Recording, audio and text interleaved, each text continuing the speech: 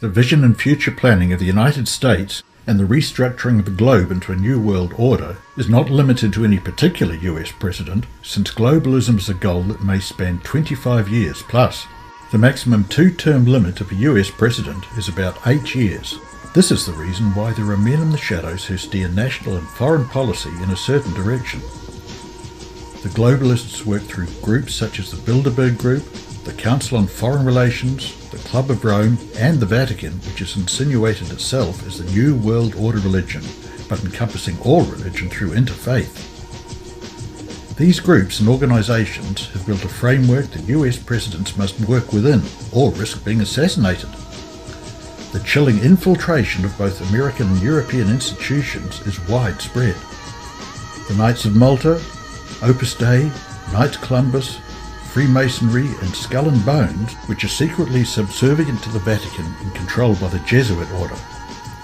This is why you see George Bush making the Skull and Bones sign while receiving communion. One can also discern the level of papal involvement by the behaviour of John Kerry. Donald Trump, like his predecessors, must work within the system, including working towards globalist ambitions such as the Club of Rome's plan to divide the world into 10 manageable regions, with the Pope as the supreme ruler. We only have to be reminded of what happened to JFK, who rebuffed globalists, intelligence agencies, secret societies, and the Roman Catholic Church, even though he was a Catholic. JFK did many things contrary to the objectives of the deep state and the Vatican.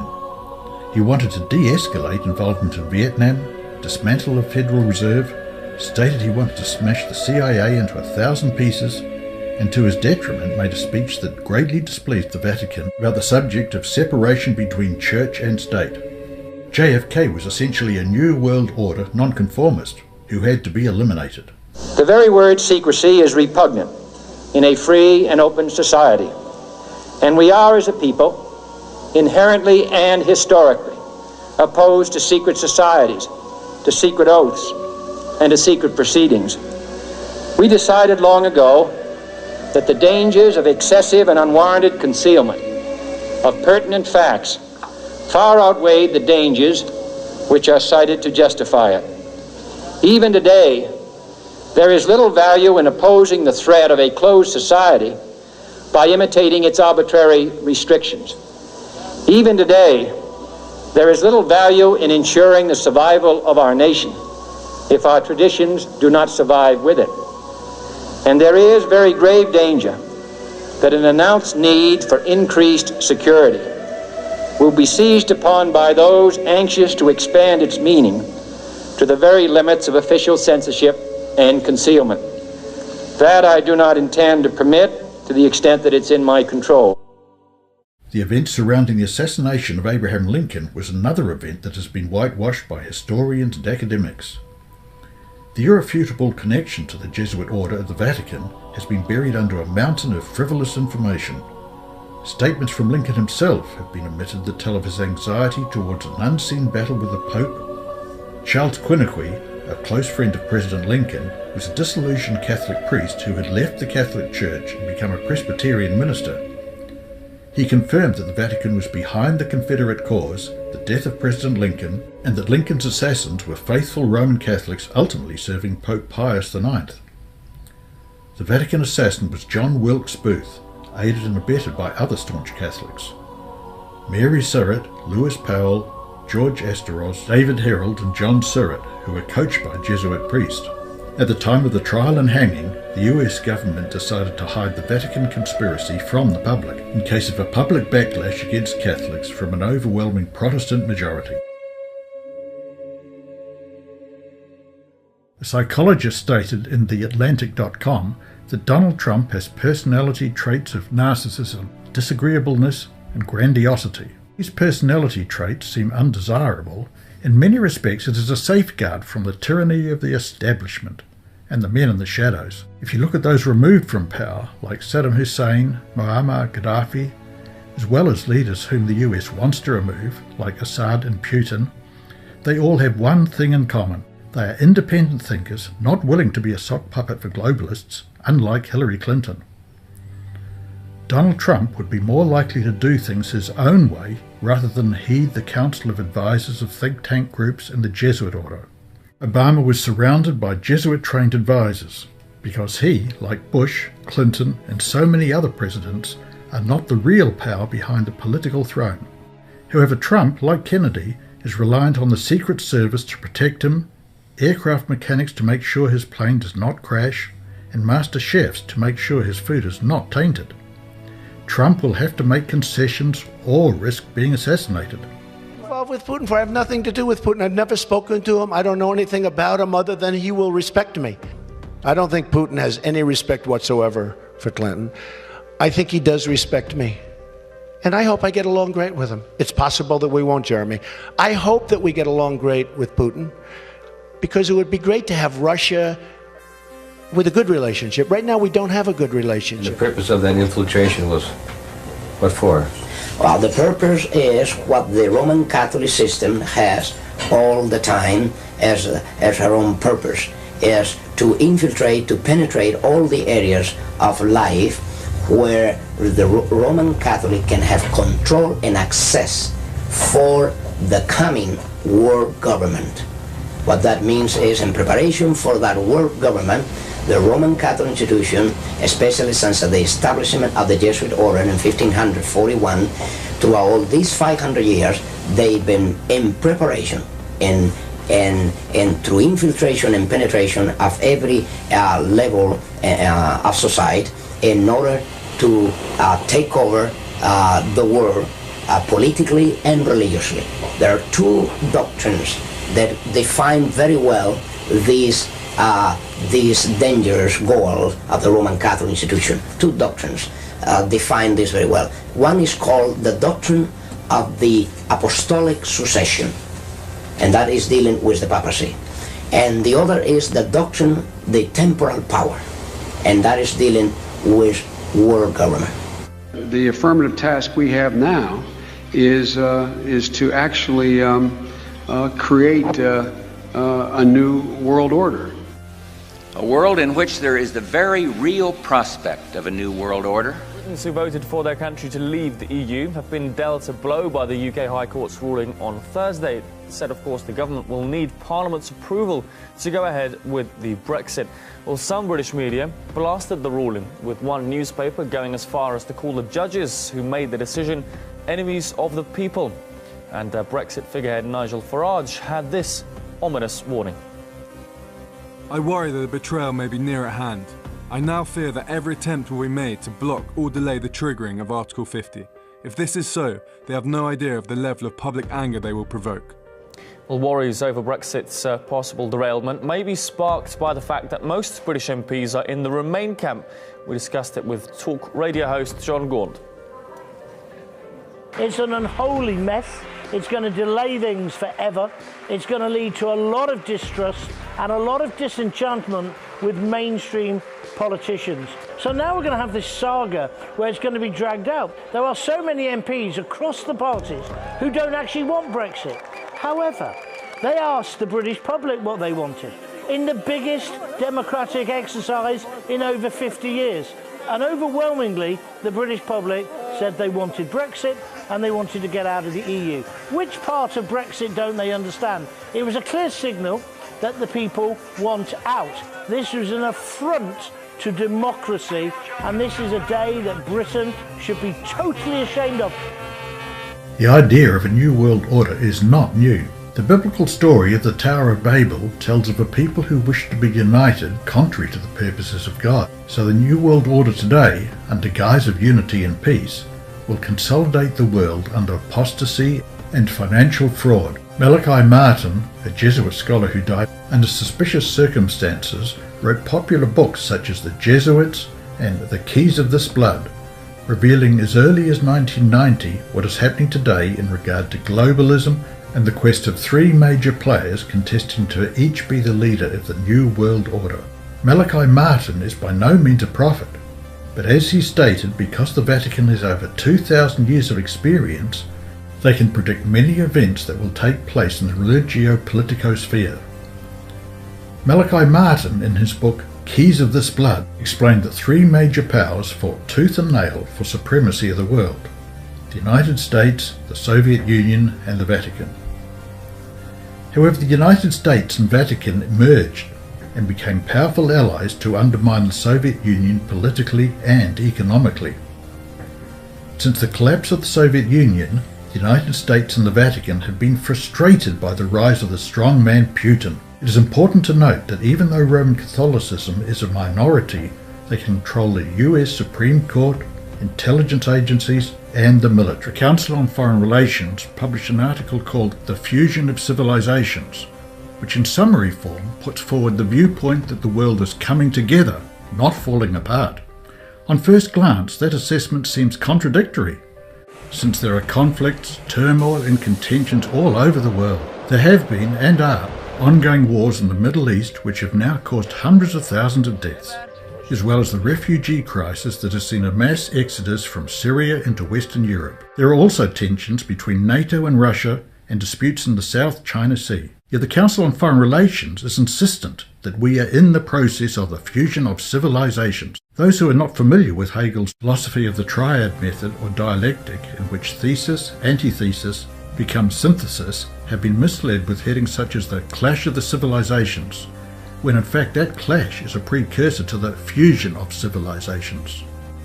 The fateful day of 9/11 was the catalyst forcing cultures, religions and ethnic division into a Hegelian dialectic struggle, making the pain of being apart worse than the pain of coming together. Barriers are slowly being broken down, which is exactly what the elite planned and envisioned. After the First World War, the League of Nations was set up, and after World War II, the United Nations came into existence. Ex-Israeli President Shimon Peres put forward the idea that UN-style united religions, with Pope Francis as the head, would be sufficient to stay the world's religious bickering.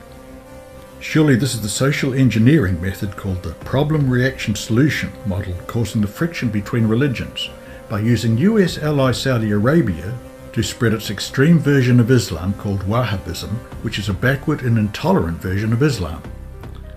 The classified 28-page report implicating the 9/11 hijackers to have been controlled by Saudi government officials was finally released in July 2016, a victory due to public pressure and a handful of US senators. However, the release was met with much resistance from the Obama administration and his predecessors, the Bush-Cheney administration. The 28-page report concluded that the hijackers were funded by Saudi Prince Bandar bin Sultan, then ambassador to the US. What role did he and his father Prince Sultan bin Abdul Aziz, then Minister of Defense and Aviation, play in the role of 9/11? Research concludes that 9/11 was a US-Saudi joint operation. The same could be said about ISIS, who was supported and funded by Saudi and given the green light by the Central Intelligence Agency. It's very clear that the United States was involved in the rise and progress of ISIS because of Russia's President Putin showing them up by bombing ISIS oil fields that paid the salaries of Islamic State mercenaries. Only then did the US start bombing minor ISIS oil targets to win back some credibility. You'll find that men in the same society will take opposite positions in public. The method they use is that of the Hegelian dialectic. Thesis played against antithesis leads to a synthesis. In other words, for Hegel, for history to make progress, you have to have conflict. It is logical to conclude that terrorism and the wars it spawns are, as Mr. Sutton put it, a managed conflict, and a typical Hegelian conflict with an outcome such as synthesis. And let us not forget the money generated for the military-industrial complex. The objective of the globalists at this present time is to redraw existing Middle East borders such as the outdated 1916 Sykes-Picot Agreement that carved up the Middle East. A map was circulating within the Pentagon in 2006 of redrawn borders in the Middle East, breaking it up into manageable states that include autonomous regions for the Kurds, Shias and other ethnic minorities. The elite want to make the Middle East into a union similar to that of the European Union. Remember, Dick Cheney made this statement. Do you think that the US or UN forces should have moved into Baghdad? No. Why not? Because if we'd gone to Baghdad, we would have been all alone. There wouldn't have been anybody else with us. It would have been a U.S. occupation of Iraq. None of the Arab forces that were willing to fight with us in Kuwait were willing to invade Iraq. Once you got to Iraq and took it over, and took down Saddam Hussein's government, then what are you going to put in its place? That's a very volatile part of the world, and if you take down the central government in Iraq, you can easily end up seeing pieces of Iraq fly off. Part of it the Syrians would like to have to the west. Part of eastern Iraq the Iranians would like to claim, fought over for 8 years. In the north you've got the Kurds, and if the Kurds spin loose and join with the Kurds in Turkey, then you've threatened the territorial integrity of Turkey. It's a quagmire. 12 years after the 1991 Iraq War, the United States coalition in 2003 invaded Iraq, toppling Saddam Hussein, being fully aware of the consequences that might undermine Iraq as different ethnic groups might want their own nation. This division or breakup of existing Middle East borders suited think tank groups such as the Club of Rome, the Bilderberg Group and Council on Foreign Relations, because the time was right to implement the group to redraw the Middle East map. Erdogan, Turkey's Prime Minister, has not only given ISIS safe passage into Syria, but medical attention and arms. As just mentioned, reports have emerged suggesting that Turkish hospitals are treating jihadists wounded on the battlefields of Syria. It's something that Ankara is categorically denying, though. Dogo Erglu is one of the journalists who managed to visit the facilities and then broke the story. My impression of your argument is that some Arab countries who are now engaged in the fight against ISIS earlier supported the rise of ISIS. Well, in any way, sir, you're fully aware that not only regional countries, some regional countries, but also some countries from outside our region were supporting various terrorist groups. The United States herself has been a supporter of them, and these types of supports have come in various forms, some financially, some with equipping, and some made their country, the territory of their nations, as a passageway to the field of battle, and some encouraged them in their domestic media and international media. All of them in one fashion or another encouraged and supported these terrorists. Turkey, a NATO member, has recently sided with Russia, even though Turkey shot down a Russian plane that's conducting missions in Syria targeting ISIS. The reason for Erdogan running back to Putin's Russia is that Erdogan's hope for a new quasi-Ottoman empire was left in tatters after learning that Saudi will be the headquarters of the Middle East Union because it has Mecca, the most holy site of Islam, where Muslim pilgrims participate in the Hajj. Erdogan also wanted entrance into the EU. After realising that the elite had no particular leadership role for Turkey in the New World Order, he started to rebel. The Central Intelligence Agency then organised a coup against Erdogan, prompting him to restore diplomatic relations with Russia.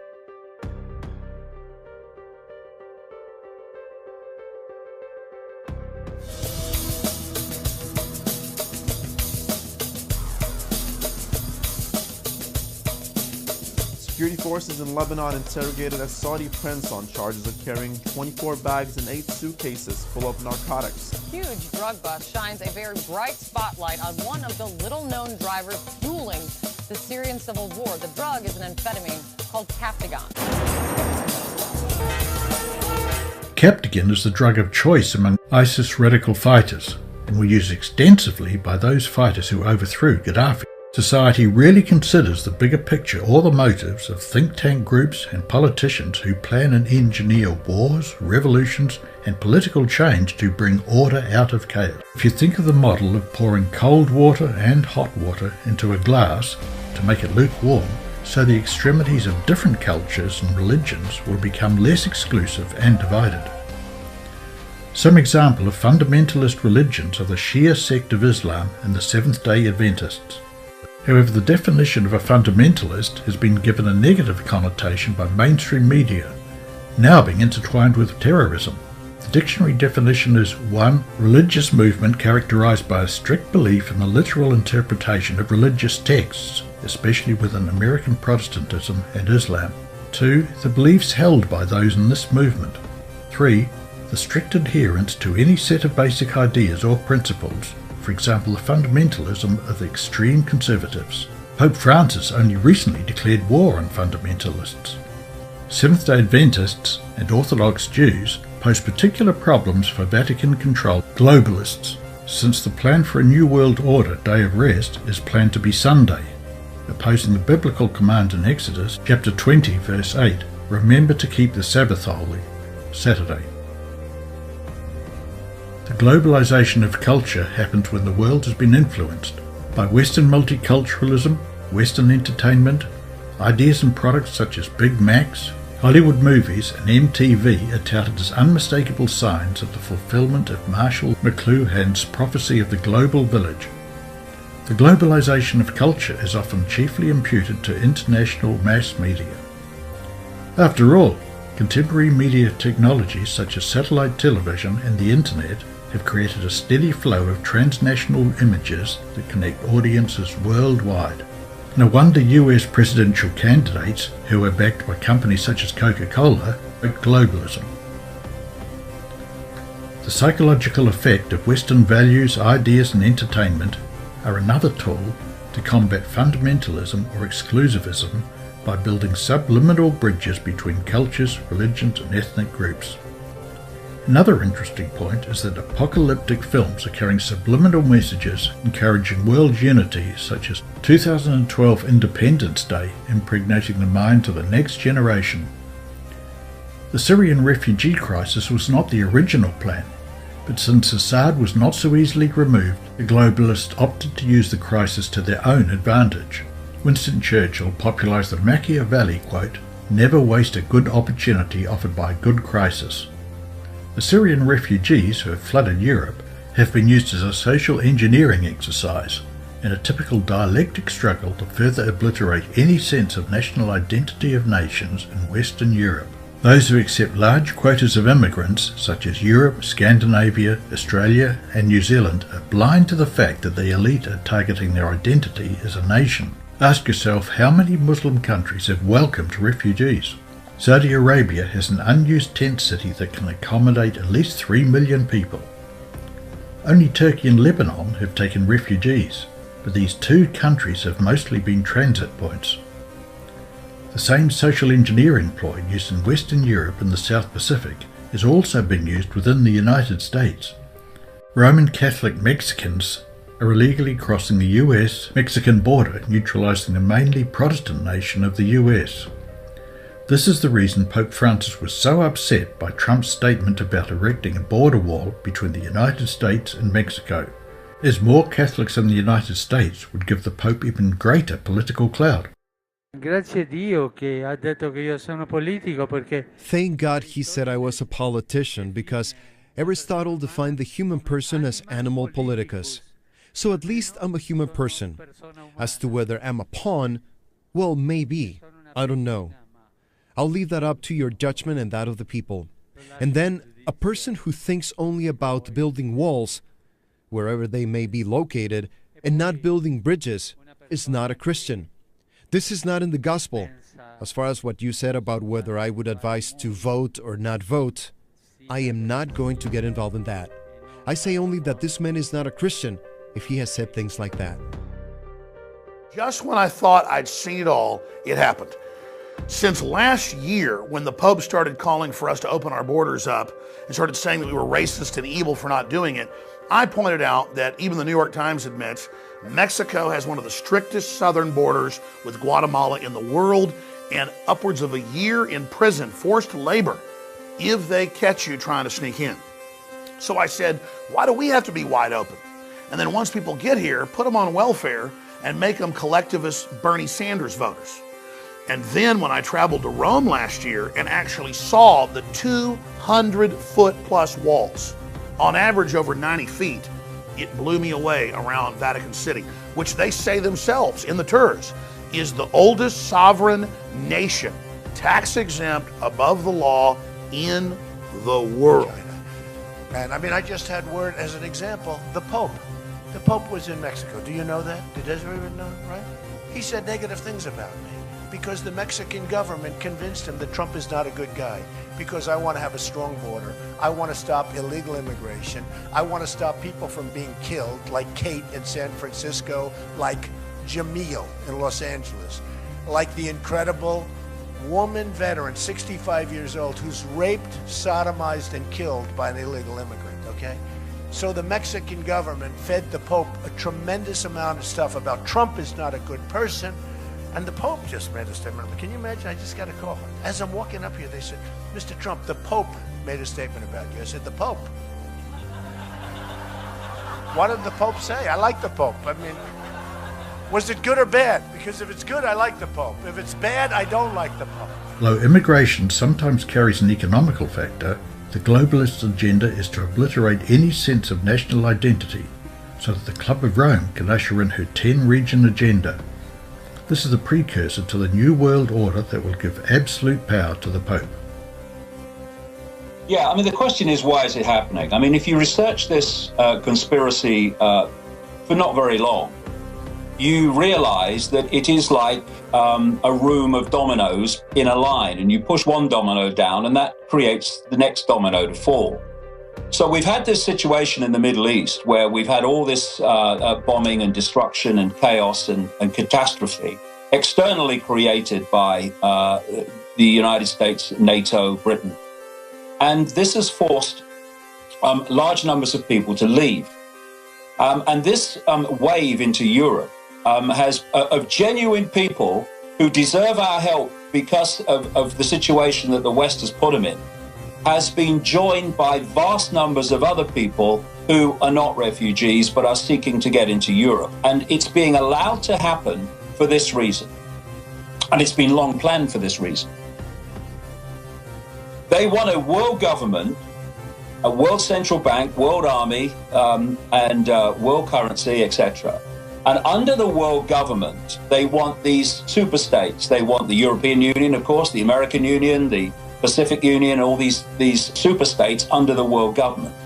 And these super states are designed not to be countries any longer, but to be broken up into regions, subordinate regions that are easy to control. You've talked about this in relation to the United States and North America, and it's planned for the world. Now, the biggest resistance to the breakup and ending of sovereignty is a sense of national identity.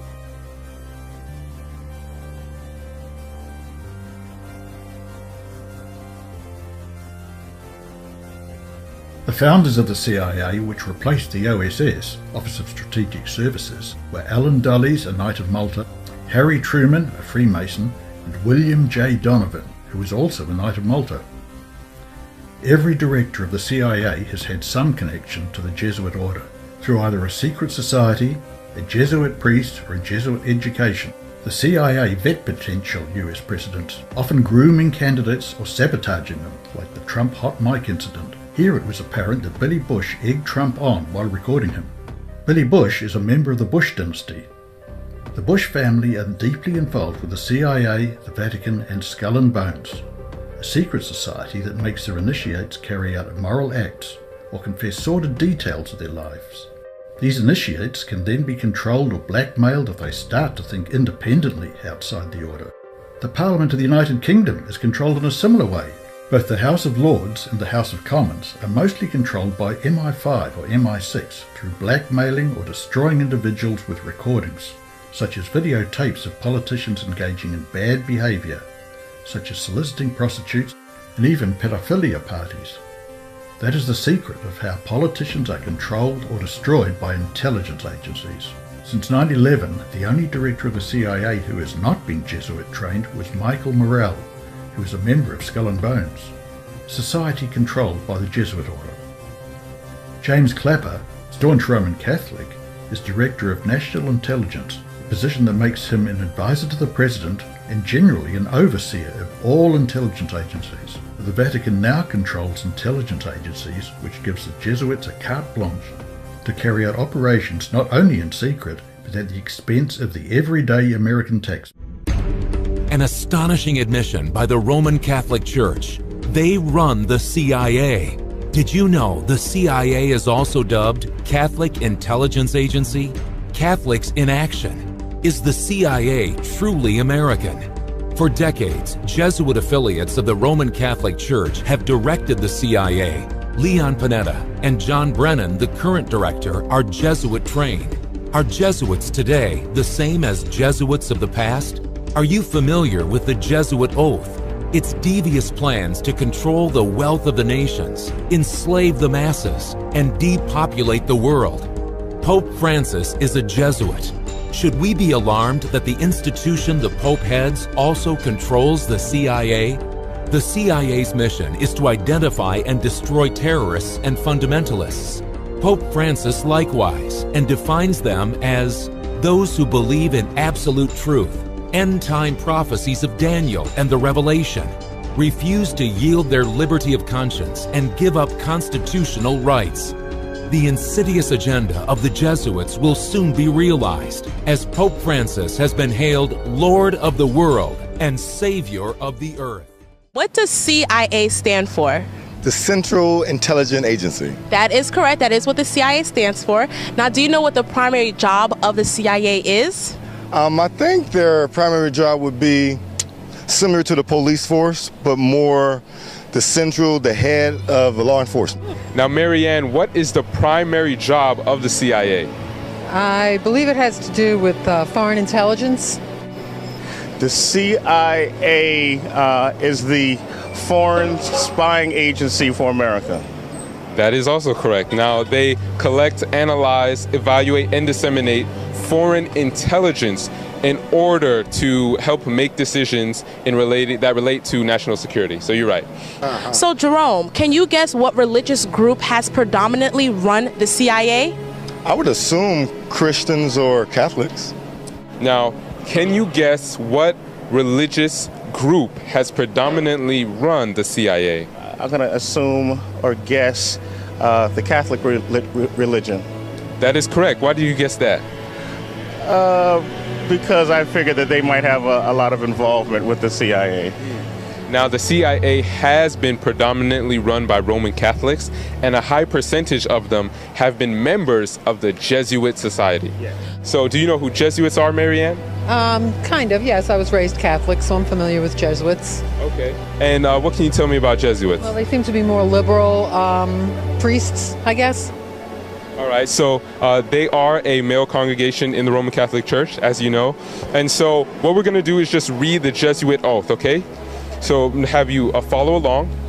It says, I furthermore promise and declare that I will, when opportunity present, make and wage relentless war, secretly or openly, against all heretics.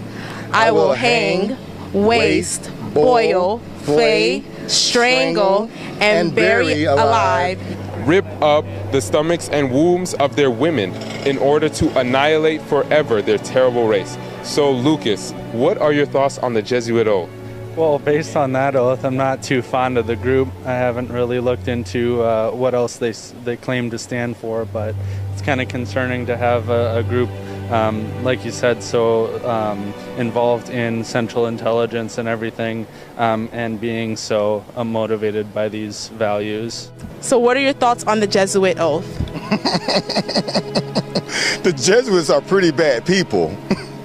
Sounds like they want to kill people. That's not a good thing, is it? Based on the Jesuit oath, the excerpt that we just read, what are your thoughts on Pope Francis being so impactful in social and political issues? I think that we should keep our, separation of state and church. I believe that the Pope should stick to his religious issues, and then the government needs to handle the government issues. So now, based on the Jesuit oath, because Pope Francis is a Jesuit, right? How do you feel about Pope Francis being so impactful in political and social issues? I feel that's a sign of prophecy. So I'm not surprised. It's, the Catholic religion is a religion of a universal religion trying to get everyone in the world to follow their same creed. So that doesn't surprise me. Wow, Sean, I was going to ask you now, are you aware that the Bible tells us there is a time coming when our liberty of conscience will be stripped away, and that those who stand true to the principles of Protestantism will not be able to buy and sell? Yes, Revelation. The Catholic Herald, which is a news publication for the Roman Catholic Church, gives us a new and interesting way to look at the CIA, or the Central Intelligence Agency. By professing right in the very front page of this Catholic Herald news, it states that the Catholic Church thrives in the CIA. The headlines read, "Why Catholics Thrive in the CIA."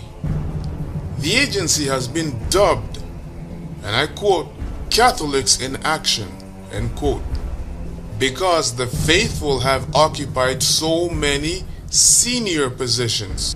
This, ladies and gentlemen, is a plain easy giveaway, and it should not take a rocket scientist or anyone with great qualifications to understand that the Roman Jesuits, or should I say the Vatican, is the one that runs the Central Intelligence Agency. Make some very interesting notes here. Make note that the CIA thrives in the United States of America. It has the seal of the United States and the symbol of the United States right on it. The eagle is right there. Secondly, make note, the Jesuit order thrives primarily at the Vatican. However, what you need to understand is that the Jesuit order is a secret police for the Vatican, and what they have done is they have successfully infiltrated every other governmental structure in the world today.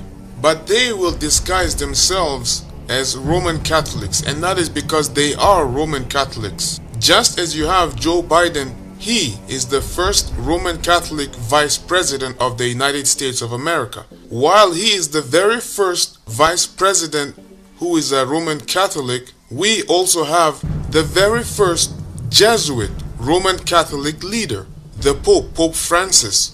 In case you missed it, let me go back and repeat myself again so you will understand exactly what I'm telling you. These Jesuits, though they infiltrate other governmental structures, they simply will never tell you that they are Jesuits, but they will tell you that they are simply Roman Catholics. Their allegiance belongs to the Pope. These so-called Roman Catholics, they are Jesuits, especially the ones who are in political structures or in judicial positions of power. The United States of America is run by Jesuits. They used the order of the Masons as scapegoats. The majority of people, the minute they hear the words Freemason, they automatically think the most evil secret society. But when they hear Jesuits, they think, oh, Pope Francis is a Jesuit, he's a good person, he's a Roman Catholic. I think the Jesuits are connected to the Roman Catholics. They have hospitals and schools and many other good institutions, so they're not that bad. But that's how they operate. They operate in a very subtle way. The evidence for this is that we see a reflection between America and the Vatican. The United States Capitol is designed to resemble the Vatican. The obelisk in the United States of America also is a direct reflection of the obelisk of Rome and the Vatican. The symbols of sun worship within the Freemasons and within the Jesuit order, it's all the exact same. Going back to the CIA, when we look at the symbol of the CIA, the United States seal, what we also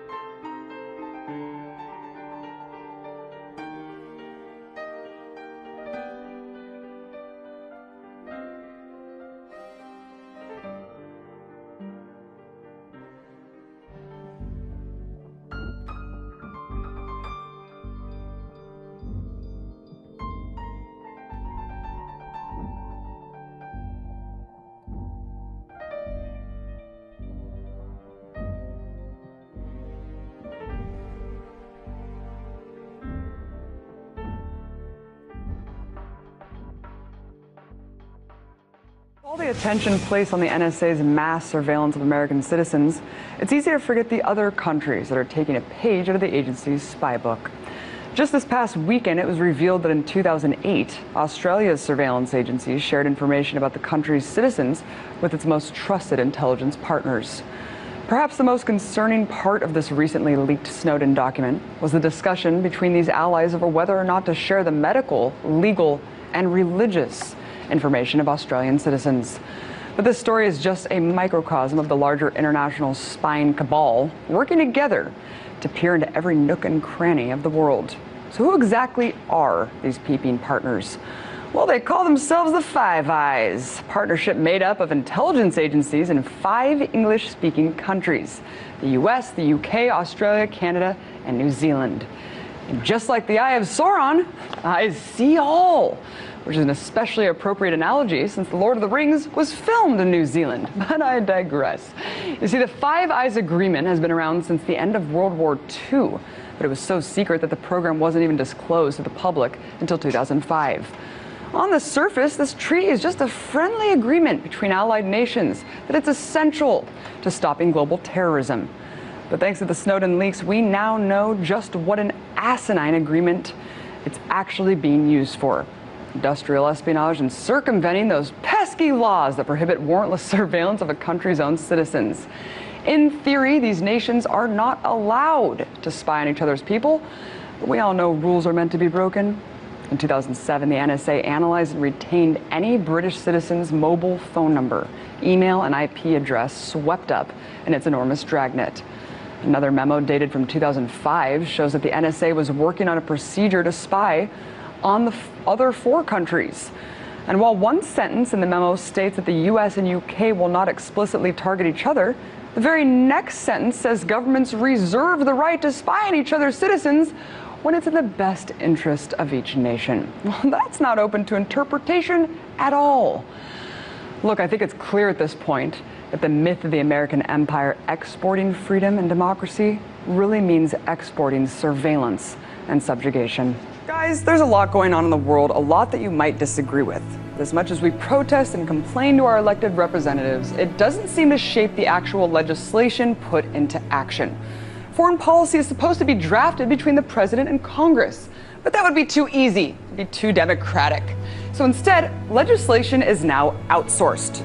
Policy prescriptions are made by think tanks and NGOs like the Council on Foreign Relations, the Atlantic Council, and the Trilateral Commission. The idea of having academics researching world issues, pairing with world journalists to help keep our elected officials informed sounds like a good idea, right? Sure. But what happens when the policy recommendations are being made by the councils and think tanks whose board members are the CEOs of some of the biggest corporations in the world? Is it a conflict of interest that many of these councils are run by executives from almost every major industry, from food to media, and most shockingly, national defense? Let's take a look at just some of the few. Council on Foreign Relations. Their mission statement is in part sponsoring independent task forces that produce reports with both findings and policy prescriptions on the most important foreign policy topics. The question I ask is, what sort of policy prescriptions can we expect from a board of directors that includes Madeleine Albright and Colin Powell, both of whom served as U.S. Secretary of State, and Tom Brokaw and Fareed Zakaria, both 2 well-known establishment journalists? So, these folks aren't even in government anymore, yet they sit on the board of one of the most influential think tanks in the world. Now, if you doubt the CFR's influence, just take a listen of a clip of Hillary Clinton's first visit as Secretary of State to the CFR headquarters right here in Washington, D.C. We get a lot of advice from the council, so this will mean I won't have this far to go to be told what we should be doing and how we should think about the future. What we should be doing and how we should think about the future? Gee, Hillary, you're really letting the cat out of the bag there. Now, you may be wondering why you don't hear about these groups' influence from the corporate media. As I mentioned before, extremely powerful and influential media moguls sit on these boards. They are part of the establishment, and the CFR is only one of these groups. What about the Atlantic Council? According to the Atlantic Council's website, part of their focus is on drafting roadmaps for U.S. policy toward the Balkans, Cuba, Iraq, Iran, and Libya. Now, this is especially interesting because membership of the Atlantic Council includes some of the top defense corporations in the country: Lockheed Martin, Boeing, Northrop Grumman, and Raytheon. So why are the top defense corporations in the world advising our lawmakers on foreign policy? As we know, the revolving door between government and corporations never stops spinning. The Bilderberg Group can be summed up in their goals and aspirations by looking at the founders. Joseph Ratzinger, who once studied to be a Catholic priest in a Jesuit seminary, was concerned about the anti-Americanism in Western Europe. He approached Prince Bernhard of the Netherlands, who then in turn contacted Paul van Zeeland of the Catholic Party of Belgium. Prince Bernhard contacted Walter Bedell Smith, director of the CIA, and facilitated a guest list through Eisenhower's advisor Charles Douglas Jackson, who was an expert in psychological warfare and director of the defunct OSS, the Office of Strategic Services, the forerunner of the CIA. So the Bilderberg Group founders consisted of royalty, intelligence service directors, a member of the Roman Catholic political party, and the influences of the Jesuit order Novitiate, Joseph Ratzinger. Enough said. Well, secretive and elite. The Bilderberg Group unites the world's most powerful people behind closed doors. It's been happening for decades. Some even believe it's a venue where the world's most rich and powerful conspire to carve out a new world order. RT correspondent Abby Martin was in Chantilly, Virginia today to let us know what's happening outside of the Bilderberg Conference and joins us now to tell us all about it. Abby, nice to see you. So we have a lot of powerful people all in one room. Happens all the time. So what's all the fuss about? Yeah, egregious violation of federal law. There's an act called the Logan Act, which says that you cannot meet with foreign diplomats without congressional oversight. And I think that that's really the main key here is people are like, hold on, why are there 130 of the most powerful world players in banking, mining, oil, food, media, defense, and politics?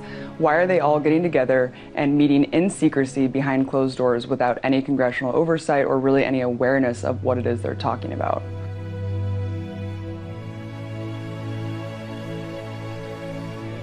We need to make the Iranians pay a price in Syria. We need to make the Russians pay a price. The other thing I would do... We make them pay the price by killing Russians? Yes.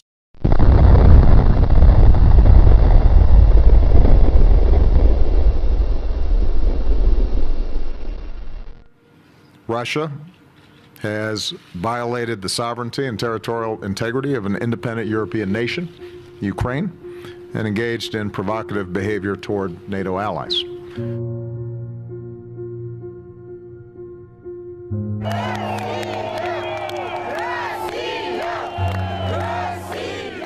Crimeans voted overwhelmingly on Sunday to break away from Ukraine and join Russia in a referendum the West condemned as illegal.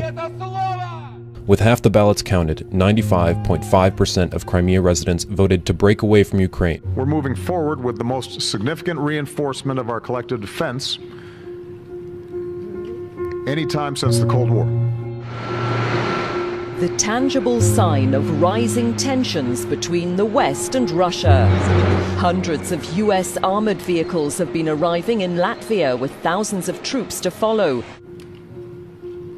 First, we're strengthening NATO's defense and deterrence posture, building on our European Reassurance Initiative, which has already increased readiness from the Baltics to the Black Sea. Our alliance will enhance our forward presence on our eastern flank. As I announced yesterday, the United States will be the lead nation here in Poland, deploying a battalion of American soldiers.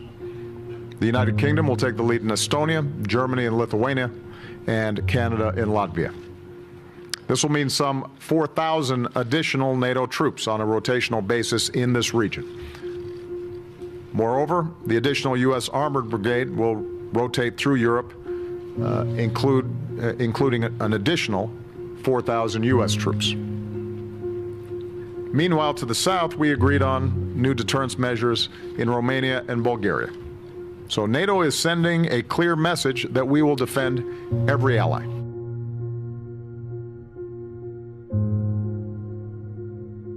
Russia is not willing to be subservient to the US Vatican version of the New World Order. Mikhail Gorbachev said the world has never been closer to nuclear war than it is at present. After President Obama made his speech, leaders within the European Union stated that Obama and NATO were making Europe less secure. Francois Hollande said we don't need the North Atlantic Treaty Organization. NATO doesn't get to decide Europe's Russia relations. The leaders of the two major German political parties, both the Social Democrats and the Christian Democratic Party, said that NATO was warmongering. William Perry, the former head of the Pentagon in the mid-90s, said that NATO is threatening and trying to provoke atomic war in Europe. One of Russia's leading strategists said NATO wants to move bombers and atomic weapons right up to the border of Russia, and if NATO launches a nuclear strike, we only have a few seconds to retaliate. The last bastions of defiance of a US-style global government are Russia, Iran, China, the Assad regime, and the Hezbollah faction. China, being the most resilient because of the elite's needs, keeping manufacturing in China so companies like Walmart and Amazon can make mega profits, as well as China buying US government debt.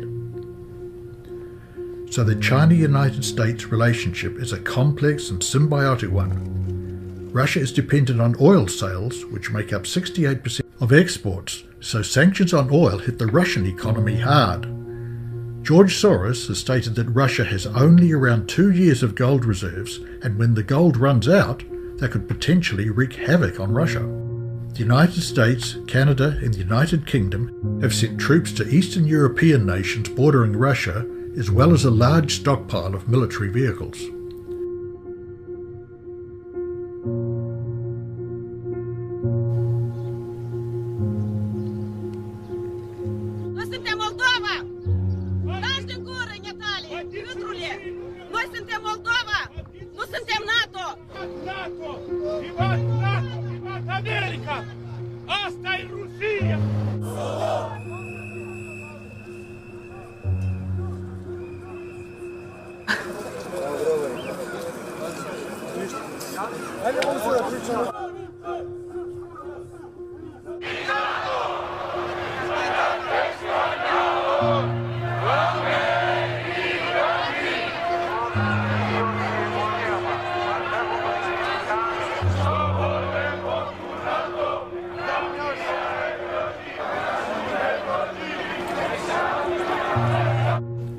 Seemingly, the US-NATO strategy was to deceive Russia into building a large contingent of ground forces to defend its borders at a huge cost to its already struggling economy with potentially crippling consequences. It is important to note that no nation in the world at this present time has a land army that could successfully invade another country because of the massive cost. However, Putin has been too clever to fall into that trap, but insists on the right to use nuclear weapons if attacked. Since NATO's plan has not worked, it is likely the US-NATO forces will create an incident on the Estonian-Russia border to draw Russia into a local conflict, with minimal threat to Western Europe or the United States. Similar to the 2008 George Bush proxy war in Georgia that Russia crushed very quickly. Bulgaria, Estonia, Latvia, Lithuania, Romania, Slovakia and Slovenia are members of NATO, with Serbia possibly to join.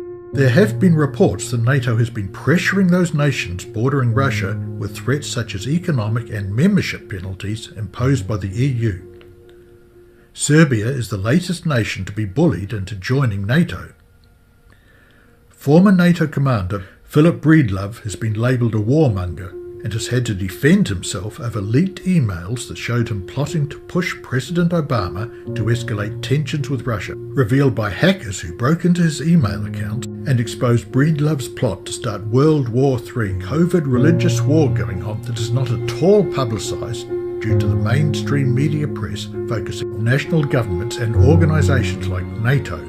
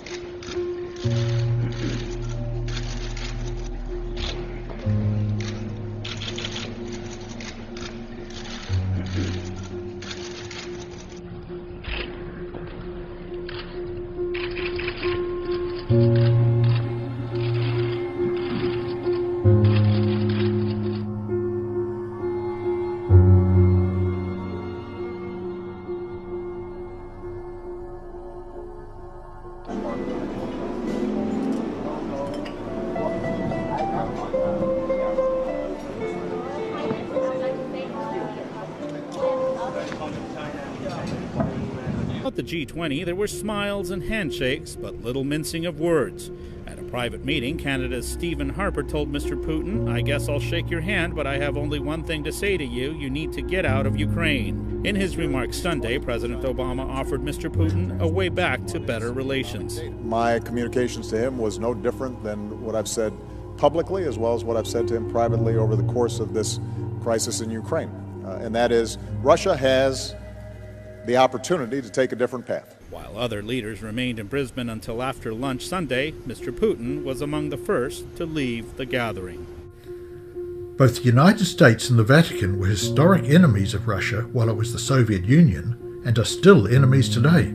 The East-West schism of the Russian Orthodox Church and the Roman Catholic Church occurred in 1054, and since that time both churches have been bitter opponents. In the early years of the Orthodox-Catholic dispute, both the Pope of the Catholic Church and the Patriarch of the Orthodox Church were calling each other the Antichrist. Maybe they both were right. The US-Vatican alliance helped bring down the Berlin Wall, which in turn further weakened the Soviet Union until its collapse in 1991. The US-Papal diplomatic relations were not only forged by the Roman Catholic infiltration of government agencies, but in familiarity when working together in a common goal to check the advance of communism, which is opposed to capitalism and religion. The US has not always had diplomatic relations with the Vatican because of opposing ideologies. The Vatican is historically totalitarian and is opposed to religious liberty. However, on January the 10th, 1984, the Vatican has achieved diplomatic relations with the United States. The contest between the Orthodox Church and the Roman Catholic Church has troubled those very same countries that the US-NATO coalition is sniping off one by one. There were tensions in Ukraine over the loyalty of the Ukrainian Orthodox Church, who were loyal to Russia. And there are also tensions in other countries like Estonia and Serbia, who are of the Orthodox faith. Serbia is deeply divided because of the carrots and sticks approach of the EU dangling the reward of EU membership if Serbia joins NATO.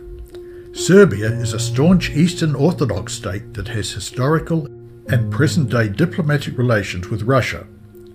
The annexation of Crimea is another controversy, with the Crimean population voting to be annexed by Russia, the majority of civilians in Crimea of the Russian Orthodox faith. The saga continues between the US-Vatican alliance versus the Orthodox Russian Federation. Well, some lawmakers want to know why the Department of Homeland Security is apparently on a huge ammo buying spree. This is a just-placed order for more than 300,000 bullets, just the latest in a series of contracts that could add up to more than 1.5 billion rounds of ammo over the next 5 years. Critics say that's enough bullets to supply the equivalent of the Iraq War for 24 years, and they want to know why the DHS is doing it. For, quote, massive civil war, end quote, in America as a result of a collapse of the dollar and the hyperinflation that will result. Now, what are they doing to prepare for this? They've just purchased, DHS alone, in 1 month, purchased 450 million rounds of 40 caliber hollow point HST ammunition from I believe it's ATK, but the entire fabric of federal agencies has purchased 750 million rounds just in the last few months. Well, why are they buying this ammo? It's not for target practice. You don't use expensive hollow point ammo, especially constructed to penetrate deeply even though it's hollow point. And you can't use that in the battlefield. The Geneva Conventions forbid it. There is only one use for that, and that's the American people. Well, the U.S. Department of Homeland Security, along with the U.S. Immigration and Customs Enforcement Office, have placed a large and rather interesting order. They've ordered 450 million rounds of ammunition to be made and delivered to them over the next 5 years.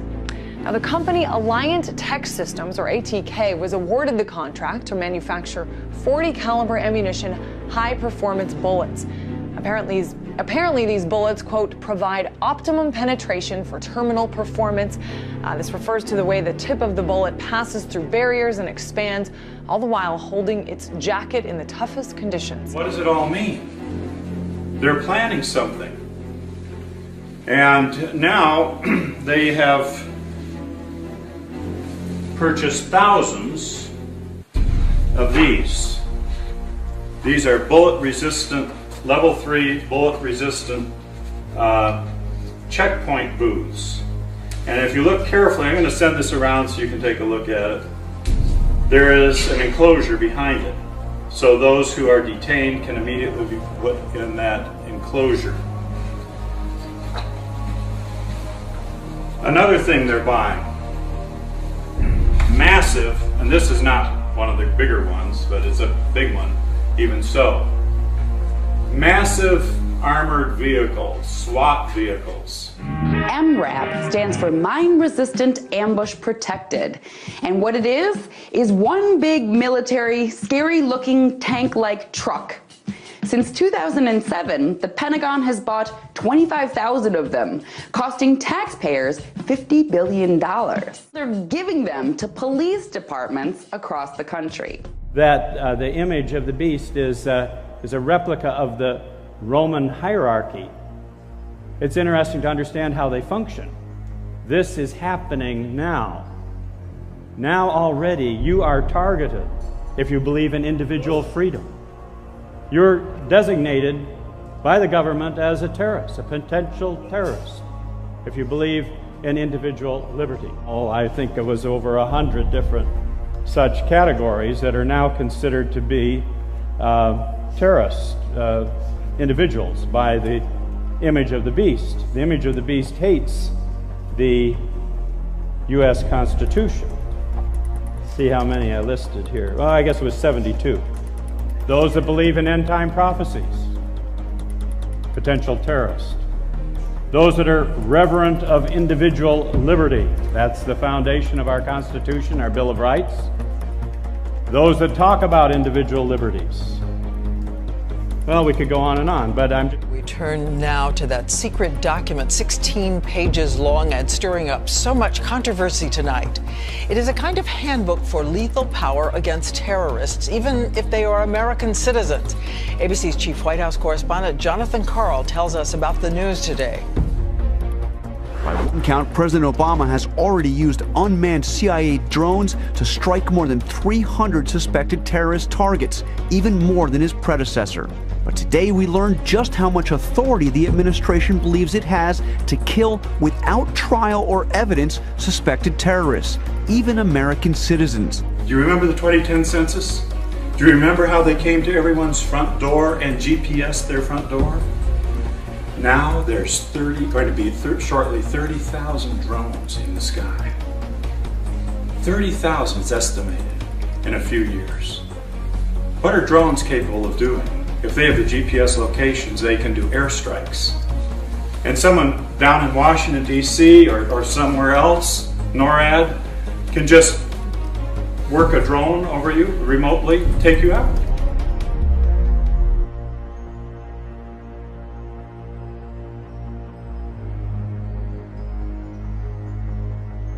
Hi, I'm Janet Napolitano, Secretary of the Department of Homeland Security. Homeland Security begins with hometown security. That's why I'm pleased that Walmart is helping to make our communities more safe and secure. If you see something suspicious in the parking lot or in the store, say something immediately. Report suspicious activity to your local police or sheriff. If you need help, ask a Walmart manager for assistance.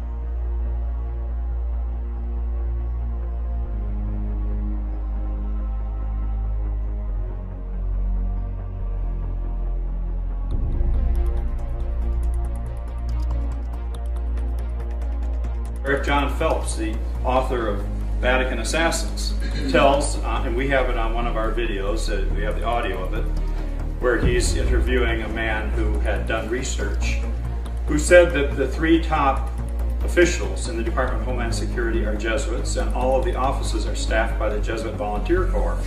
I did some study on that. I believe it was 1956 when the Jesuit Volunteer Corps was established. So basically you have the Jesuits running Department of Homeland Security. Of Homeland Security. No train I'd ever seen on those tracks going anywhere like the speed of this train. It was all yellow, it was all coherent unit, and it was carrying armor.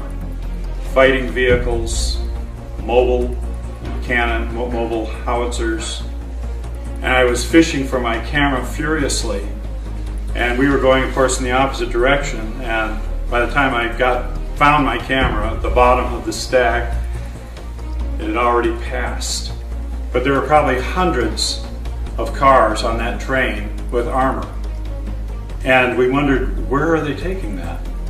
Because it wasn't showing up in any of the National Guard armories. And now we found out they are hiding them in hidden caches.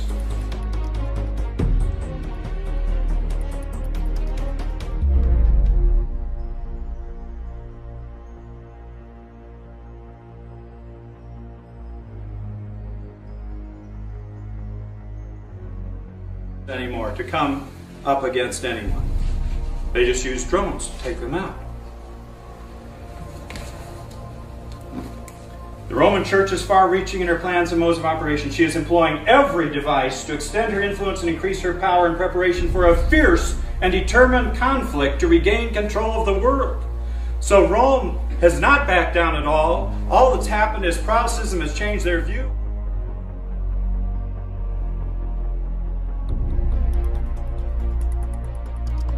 Too long ago, I talked with Dale Bohannon, whom I've known since, I guess, the mid-1980s. And he told me something very interesting that he found back in the fall of 2000 while he was on a business trip. Listen to this, folks. I was pulled to the side road, which was a new cut gravel dirt road in front of a business, a builder supply business, actually Top-Notch Builder Supply in Madison, Georgia. To my right, this was previously was a soybean field, and this little new cut road divided this field, and the right side of the road was filled with which I thought was portable toilets. I never looked at them that close. Same in color, maybe black, but which was an odd color. And I was sitting there going over my notes, and a van pulled alongside of me that turned out to be the property owner. And he greeted me, and he was by himself, and so we had a good little dialogue there, and I asked him about the field of black boxes. What were they? Because I'd never seen anything like that, and his statement was that if he told me, I would be one of few people in Madison, Georgia that knew about them. And he says they're disposable coffins, I believe he told me. And he says there's 100 at that time. He said there was 125,000 there, and they were stacked. He told me 15 high. I asked him who owned them, and he stated that the CDC owned them and that they were leasing the land, leasing his land for storage. And he said his brother worked with the CDC in Atlanta and had been asked by the CDC to do a 3-year extension to place temporary morgues all across the nation. So in January of this year, 2005, we decided to drive to beautiful Madison, Georgia and take a look for ourselves. It was on a Sunday and no one was around, with the exception of this one pickup truck that was coming out the narrow road that we were going in on next to this field. We flagged down the pickup truck, and it was providential that the driver of this pickup truck turned out to be the son of the man that owned this field. So naturally, we started asking him questions. And he told us that not long ago, there had been as many as 500,000 of these grave liners or disposable coffins. We asked him for permission if we could look around, and he said yes, so we did. We're just getting an idea for the size of these boxes. What could these boxes be used for? Well, they're called casket liners. And that's an interesting term, isn't it? It's a casket liner. When I first heard the term casket liner, I thought perhaps a lining for a casket.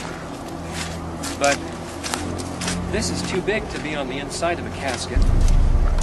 So certainly this could be used as a casket. This is an inexpensive casket.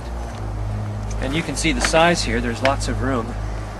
I think my friends here, we could all probably get inside, and it might be a little cozy, but we'd fit just fine.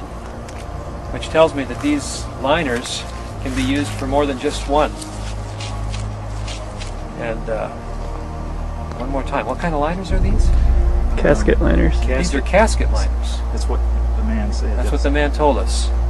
And we're told that there are about, well, there were about 500. Could very well explain why just weeks, I mean, could be 2 to 3 weeks prior to that meeting, that I had stumbled upon these, at that time, 125,000 disposable liners or caskets or coffins or whatever they could be termed as in that soybean field. And that no man might buy or sell, save he that had the mark, or the name of the beast, or the number of his name.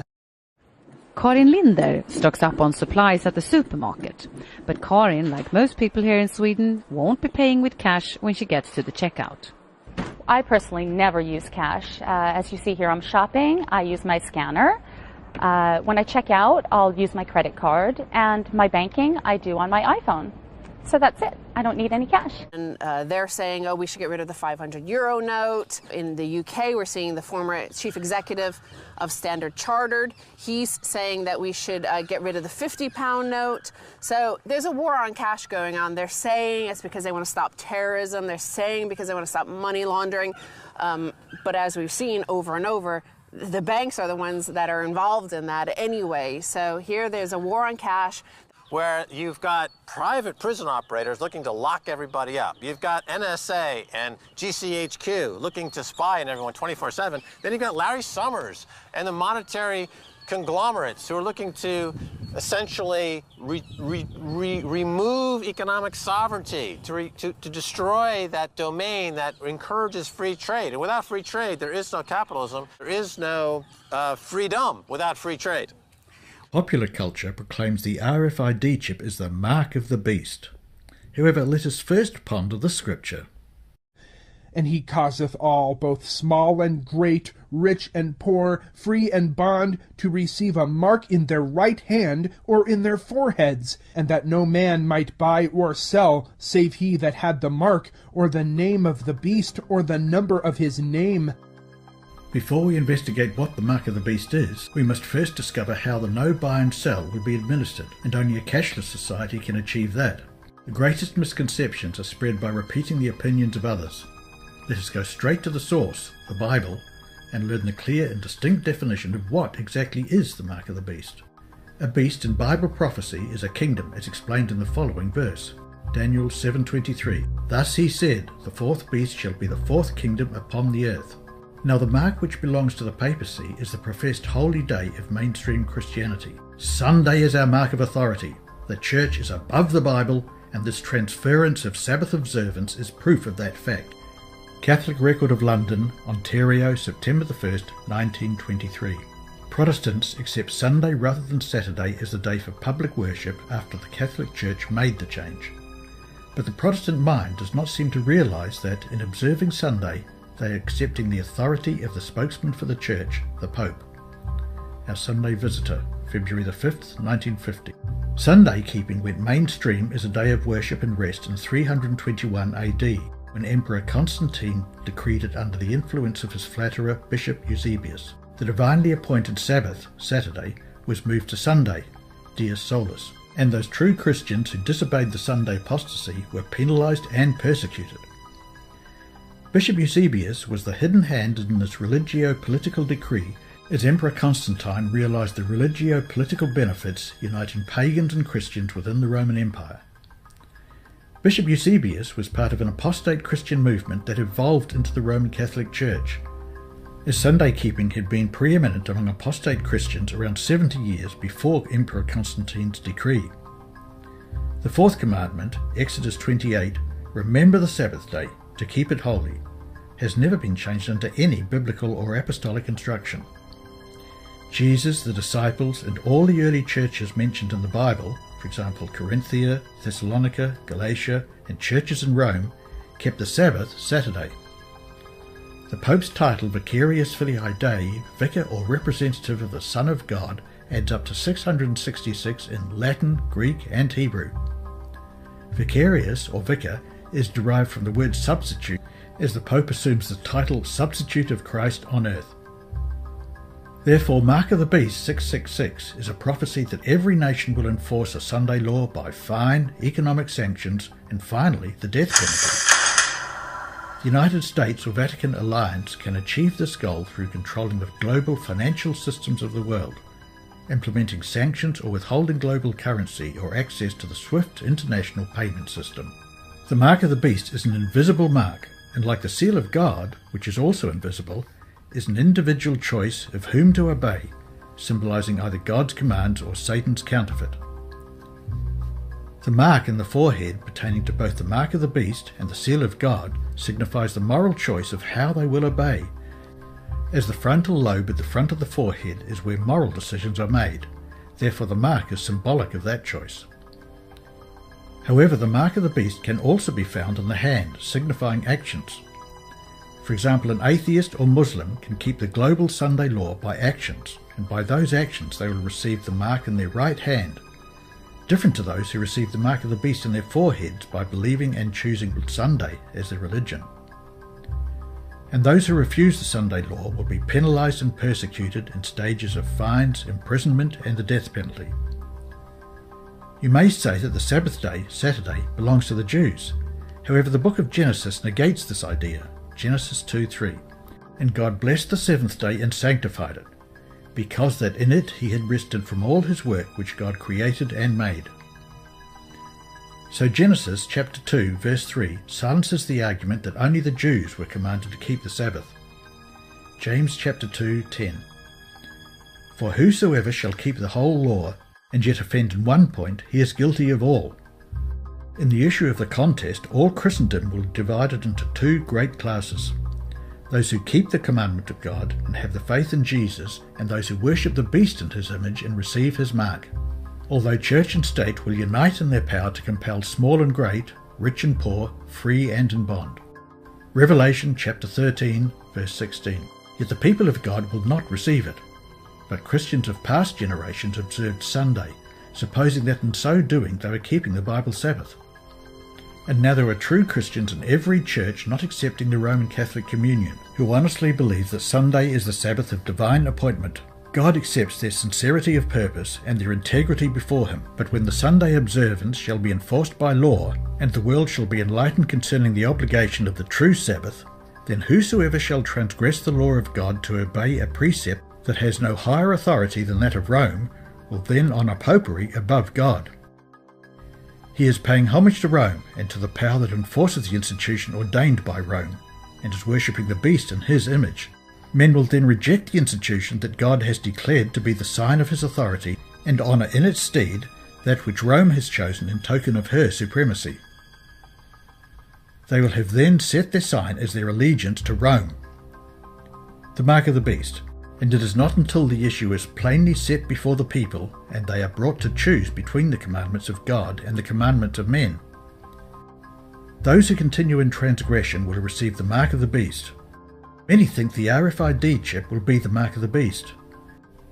However, this theory does not pass the biblical test, but nevertheless the RFID chip, facial recognition machines, smart card with SIM, Apple Pay, and many other identification cards are validation that a world government can implement a no-buy-sell ultimatum if the Pope's mark, Sunday law, is not observed.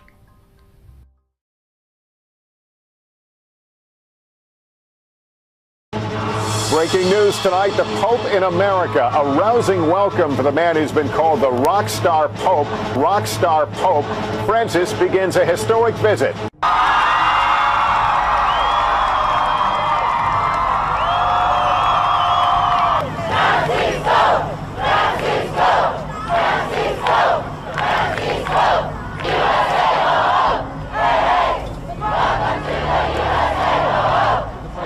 The Pope, the two leaders will speak to the world, then hold a one-on-one meeting with only translators in the room, all before Pope Francis addresses Congress Thursday with Biden in attendance.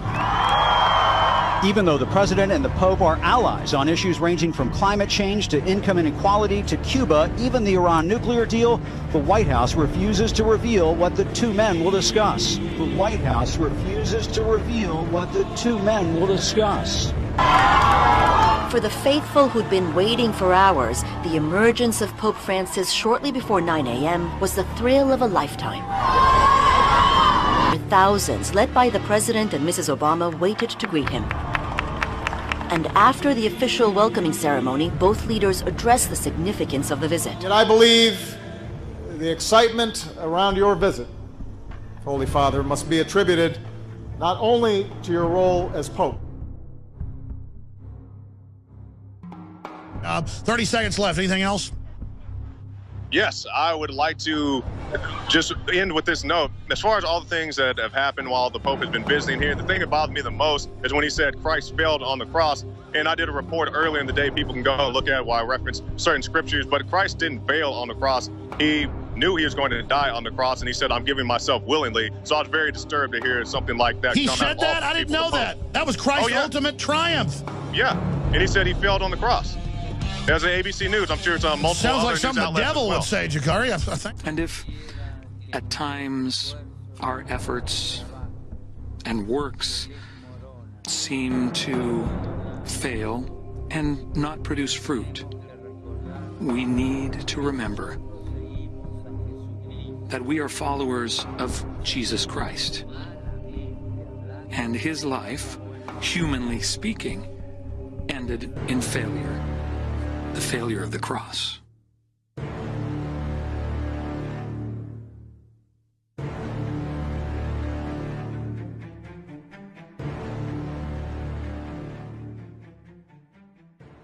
Flammas eius, Lucifer matutinus inveniat.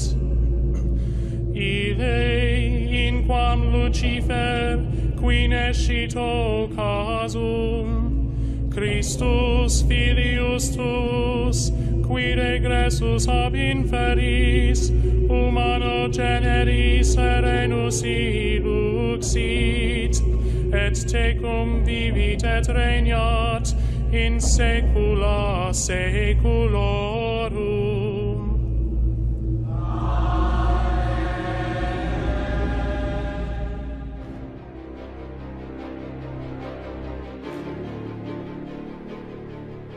Words from Cardinal Timothy Dolan, but before that, you can see the Pope greeting members of the religious faiths one by one. And as he entered the hall as well, greeting many who were there to see him. This is an important.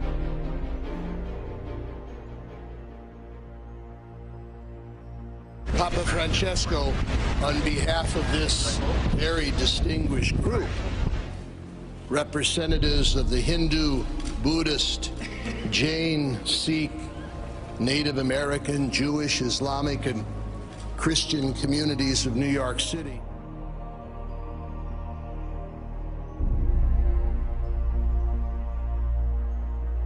Yes. You say to them, yeah. Look, I have to have the Sabbath yes. off. Yes. Which, may I just confess that I learned in my first meeting with Devon, all these years I thought the Sabbath was Sunday. Yeah. I've been going to church We say worship on the Sabbath, worship on the Sabbath in the Baptist church. And you corrected me. You said, no, Sunday is the first day of the week. Sabbath is Friday sundown to Saturday sundown. That's right. That's I stand corrected.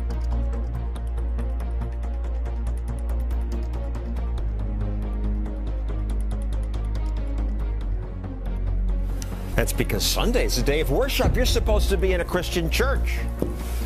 But wait a second, aren't we supposed to have religious freedom in America? Some religions worship on different days. Because blue laws, which date back to colonial times, still ban that in a dozen states. Originally, they outlawed regular Sunday work. No buying, no selling, traveling, public entertainment, or sports even. People, it's baked in, have always had this temptation to let work crowd out all the other things that matter. Family, faith, and they have to be told again and again, knock it off, don't work. It's interesting. You think people are lazy, but they work too much. Americans work too much. Maybe, but they should certainly be able to choose their own days off. The idea that somehow a bunch of guys in a state capital somewhere know what's best for us in terms of, you know, how many days off we take and when we take them. Everyone listen to the Pope speak on the importance of keeping Sunday as the Sabbath. We are called to reflect more deeply on the mystery of creation and therefore of our own lives. We are called to rest.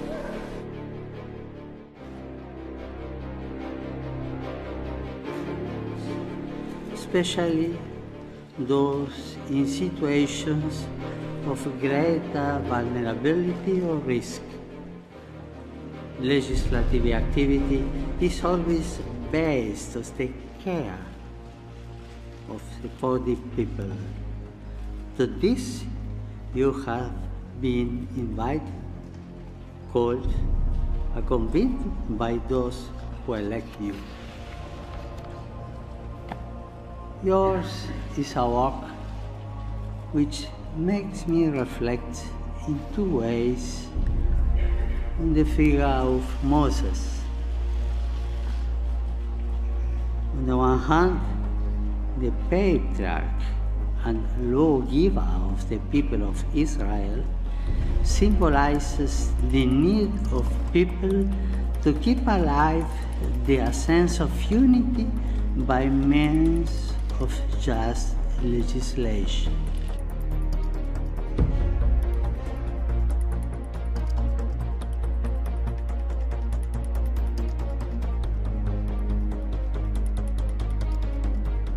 Our particular campaign in the European Agency for Safety and Health at Work is about psychosocial risks and stress in the workplace.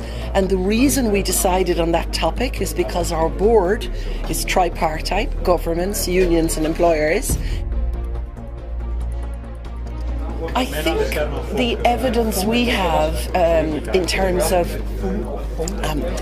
of looking at long hours is that it's not so much which day of the week you are working for us. It's a question that every worker has to get adequate rest. Now, there are other cultural issues around the Saturday and Sunday working. And in particular for the Sunday working, I think it's interesting what the recent Eurofound survey has to say about this. There's an increasing number of people having to work on Sundays, an increasing number of people saying that it is impacting on their family lives. From the occupational safety and health point of view, we're very keen that workers get adequate rest. But I think if you look at that European Working Conditions survey from Eurofound, you will see that that Sunday working is definitely impacting as well on family life.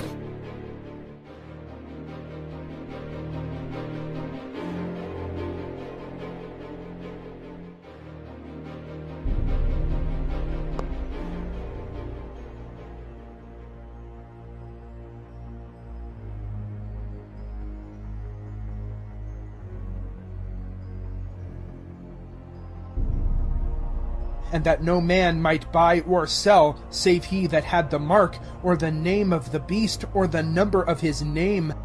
stocks up on supplies at the supermarket. But Karin, like most people here in Sweden, won't be paying with cash when she gets to the checkout. I personally never use cash. As you see here, I'm shopping. I use my scanner.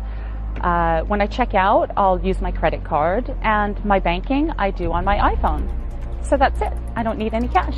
He is now joining the war on cash. We've seen that from the ECB, and they're saying, oh, we should get rid of the 500 euro note. In the UK, we're seeing the former chief executive of Standard Chartered. He's saying that we should get rid of the 50-pound note. So there's a war on cash going on. They're saying it's because they want to stop terrorism. They're saying because they want to stop money laundering.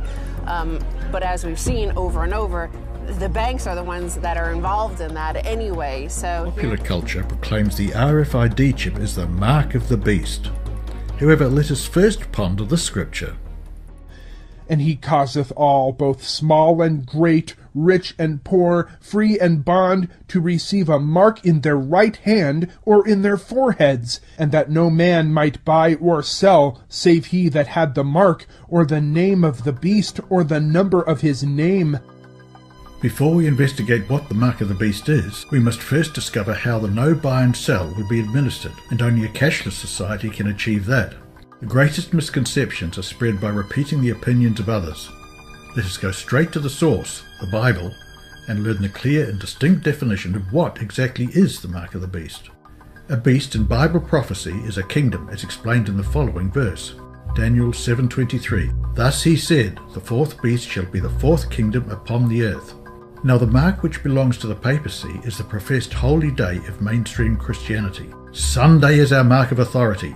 The church is above the Bible, and this transference of Sabbath observance is proof of that fact. Catholic Record of London, Ontario, September 1st, 1923. Protestants accept Sunday rather than Saturday as the day for public worship after the Catholic Church made the change. But the Protestant mind does not seem to realise that in observing Sunday, they are accepting the authority of the spokesman for the Church, the Pope. Our Sunday Visitor, February the 5th, 1950. Sunday keeping went mainstream as a day of worship and rest in 321 AD, when Emperor Constantine decreed it under the influence of his flatterer Bishop Eusebius. The divinely appointed Sabbath, Saturday, was moved to Sunday, Dies Solis, and those true Christians who disobeyed the Sunday apostasy were penalised and persecuted. Bishop Eusebius was the hidden hand in this religio-political decree as Emperor Constantine realised the religio-political benefits uniting pagans and Christians within the Roman Empire. Bishop Eusebius was part of an apostate Christian movement that evolved into the Roman Catholic Church, as Sunday keeping had been preeminent among apostate Christians around 70 years before Emperor Constantine's decree. The fourth commandment, Exodus 28, remember the Sabbath day, to keep it holy, has never been changed under any biblical or apostolic instruction. Jesus, the disciples, and all the early churches mentioned in the Bible, for example Corinthia, Thessalonica, Galatia, and churches in Rome, kept the Sabbath Saturday. The Pope's title Vicarius Filii Dei, vicar or representative of the Son of God, adds up to 666 in Latin, Greek, and Hebrew. Vicarius, or vicar, is derived from the word substitute, as the Pope assumes the title Substitute of Christ on earth.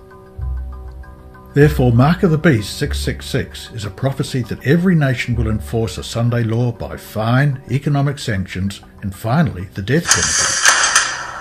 The United States or Vatican alliance can achieve this goal through controlling the global financial systems of the world, implementing sanctions or withholding global currency or access to the SWIFT international payment system.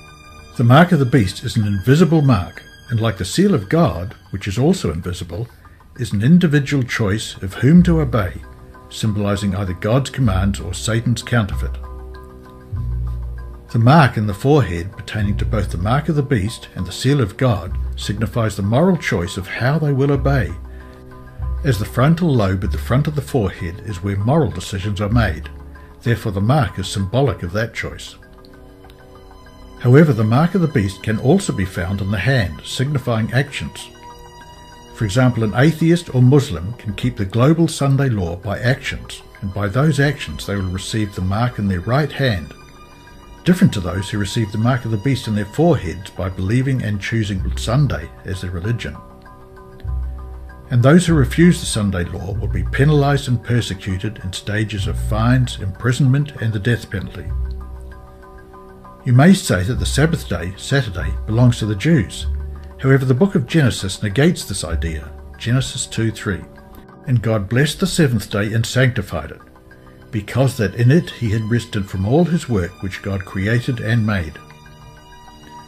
So Genesis chapter 2 verse 3 silences the argument that only the Jews were commanded to keep the Sabbath. James chapter 2:10. For whosoever shall keep the whole law, and yet offend in one point, he is guilty of all.